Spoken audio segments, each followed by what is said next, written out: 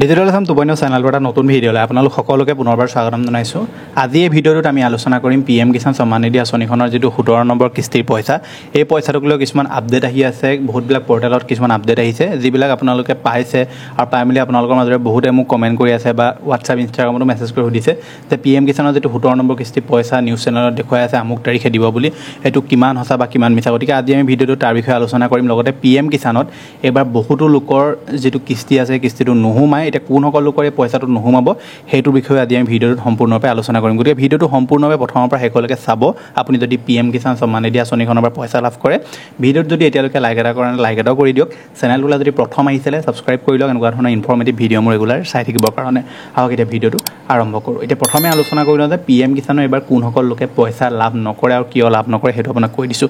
PM কিষাণত আপোনালোকে গম পায় যে যোৱা বছৰ চৰকাৰে এটা নতুন পদক্ষেপ হাতত লৈছিলে যে যিসকল মানুহে PM কিষাণৰ পৰা ধৰি লওক পইচা খাই আছে কিন্তু তেওঁলোক PM কিষাণৰ এজন যোগ্য হিতাধিকাৰী নহয়, তেওঁলোকক ভলণ্টাৰী চাৰেণ্ডাৰ কৰিবলৈ কৈছিলে, যিটো অপশ্যন আপুনি অনলাইনত PM কিষাণৰ যিটো অফিচিয়েল পৰ্টেল আছে ইয়াত আপুনি যদি আহে দেখিব voluntary surrender of PM Kisan benefit.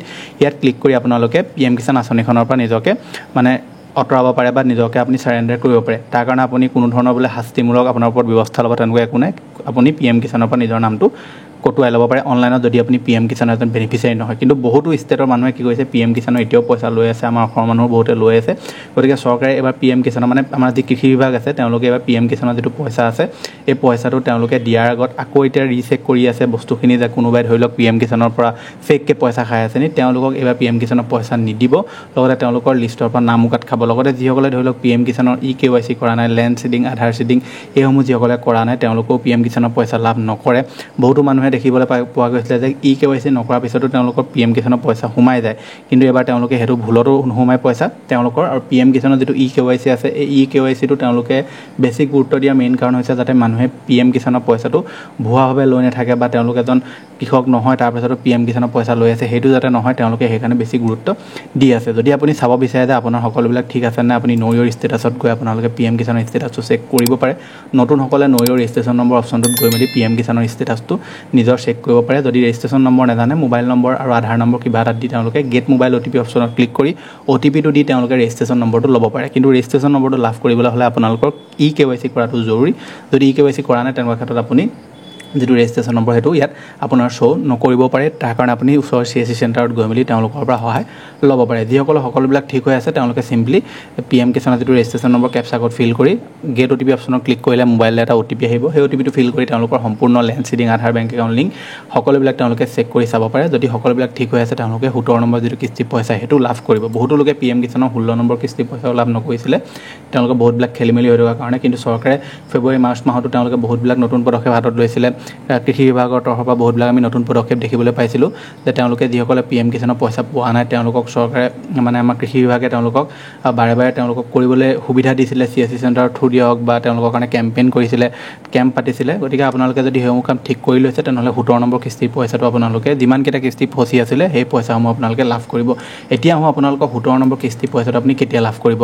বহুতবিলাক ৱেবছাইটত দি থকা হৈছে যে PM কিষাণৰ যিটো আপোনালোকে 17 নম্বৰ কিস্তি পইচা সেইটো মে' মাহৰ লাষ্টত পাব বুলি কৈছে। চাওক ইয়াৰ ওপৰত কোনো ধৰণৰ অফিচিয়েল আপডেট নাই আৰু মে' মাহৰ লাষ্টত আপোনালোকে PM কিষাণৰ পইচা পোৱাটো খুব টান, কাৰণ যিহেতু ইলেকশ্যন হৈ আছে, ইলেকশ্যনৰ যিহেতু ৰিজাল্ট দিব জুন মাহৰ প্ৰথম ভাগত।